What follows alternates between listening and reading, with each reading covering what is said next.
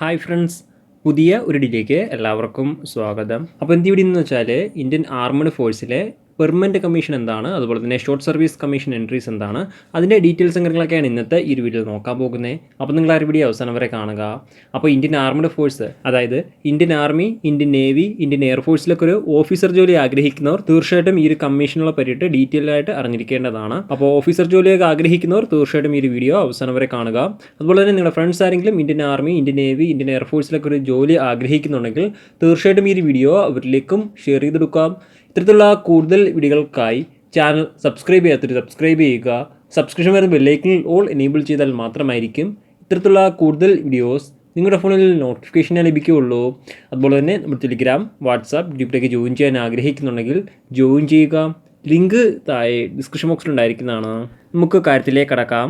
Indian army, Indian navy, Indian എയർഫോഴ്സിലേക്കുള്ള officer പോസ്റ്റിലേക്കുള്ള recruitment വിളിക്കുമ്പോൾ അതിൽ നിങ്ങൾ ശ്രദ്ധിച്ചിട്ടുണ്ടാവും ഷോർട്ട് സർവീസ് കമ്മീഷനായിട്ടായിരിക്കും ഈ ഒരു പോസ്റ്റിലേക്കുള്ള റിക്രൂട്ട്മെൻറ്റ് വരുന്നത്. അതുപോലെ തന്നെ പെർമനൻറ്റ് കമ്മീഷനായിട്ടായിരിക്കും ഈ ഒരു പോസ്റ്റിലേക്കുള്ള റിക്രൂട്ട്മെൻറ്റുകൾ നടക്കുന്നത് എന്ന് നിങ്ങൾ കേട്ടിട്ടുണ്ടായിരിക്കും. അപ്പോൾ ഇന്നത്തെ ഈ ഒരു വീഡിയോയിലൂടെ ഷോർട്ട് സർവീസ് കമ്മീഷൻ്റെ ബെനിഫിറ്റ്സ് എന്തൊക്കെയാണ്, അതുപോലെ തന്നെ ഡിസഡ്വാൻറ്റേജസ് എന്തൊക്കെയാണ്, പെർമനൻറ്റ് കമ്മീഷൻ്റെ അഡ്വാൻറ്റേജസ് എന്തൊക്കെയാണ്, അതുപോലെ തന്നെ ഡിസഡ്വാൻറ്റേജസ് എന്തൊക്കെയാണ്, അതിൻ്റെ ഡീറ്റെയിൽസും കാര്യങ്ങളൊക്കെയാണ് നോക്കുന്നത്. അപ്പോൾ നിങ്ങൾ ആരും വീഡിയോ അവസാനം വരെ കാണുക. ആദ്യം ഷോർട്ട് സർവീസ് കമ്മീഷൻ്റെ ഡീറ്റെയിൽസ് നോക്കാം. ഈ ഒരു ഷോർട്ട് സർവീസ് കമ്മീഷൻ വഴിയാണ് ഇന്ത്യൻ ആർമി അല്ലെങ്കിൽ ഇന്ത്യൻ നേവി, ഇന്ത്യൻ എയർഫോഴ്സിൽ ജോയിൻ ചെയ്യുന്നെങ്കിൽ നിങ്ങൾക്ക് മിനിമം 10 വർഷത്തെ സർവീസ് ചെയ്യാൻ സാധിക്കുന്നതാണ്. ഈ ഒരു സർവീസ് ചെയ്ത ശേഷം നിങ്ങൾക്ക് അതിൽ നിന്നും റിട്ടയർഡ് ചെയ്യാൻ സാധിക്കുന്നതാണ്.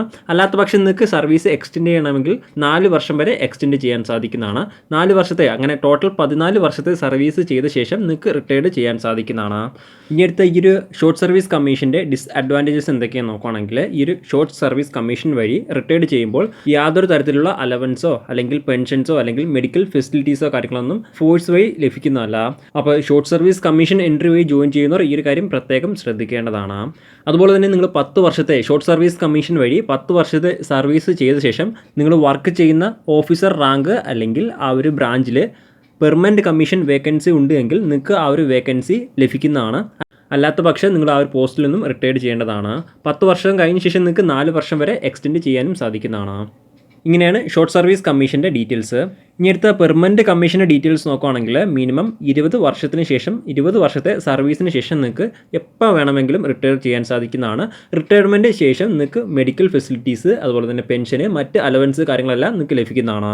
ഇങ്ങനെയാണ് പെർമനൻറ്റ് കമ്മീഷൻ്റെ ഡീറ്റെയിൽസ്.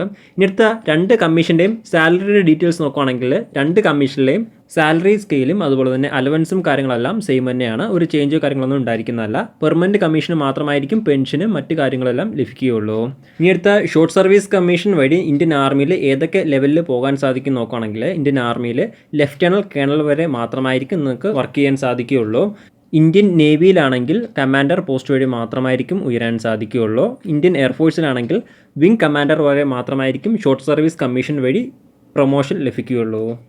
ഇങ്ങനെയാണ് ഷോർട്ട് സർവീസ് കമ്മീഷന് അതുപോലെ തന്നെ പെർമനൻറ്റ് കമ്മീഷൻ്റെ ബേസിക് ഡീറ്റെയിൽസ്. ഇപ്പം നിങ്ങൾക്ക് ഈ ഒരു പെർമനൻറ്റ് കമ്മീഷന് അതുപോലെ തന്നെ ഷോർട്ട് സർവീസ് കമ്മീഷനുമായി ബന്ധപ്പെട്ട് ഏകദേശ ഐഡിയ ലഭിച്ചു കാണും എന്ന് ഞാൻ കരുതുന്നു. ഇപ്പം നിങ്ങൾ ഇന്ത്യൻ ആർമി അല്ലെങ്കിൽ ഇന്ത്യൻ നേവി അല്ലെങ്കിൽ ഇന്ത്യൻ എയർഫോഴ്സിൽ ഏതൊരു കമ്മീഷൻ വഴിയാണ് ജോയിൻ ചെയ്യാൻ ആഗ്രഹിക്കുന്നത് തീർച്ചയായിട്ടും താഴെ കമൻറ്റ് ചെയ്യുക. അപ്പോൾ നമുക്ക് മറ്റൊരു വീഡിയോയിൽ കാണാം. അതുവരെ ബൈ.